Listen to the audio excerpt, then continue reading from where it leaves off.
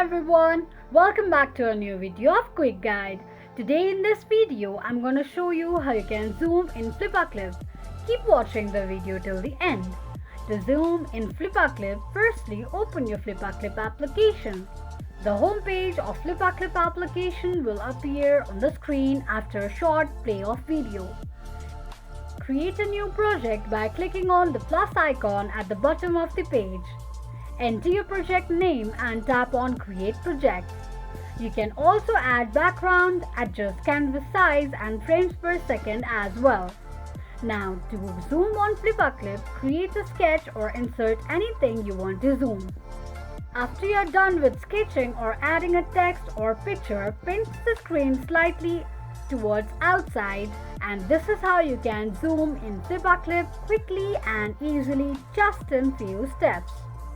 If you have any thoughts or queries, let us know in the comment section.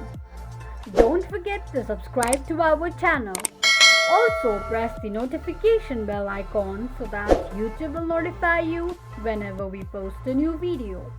I hope this video was helpful to you. Thank you so much for watching.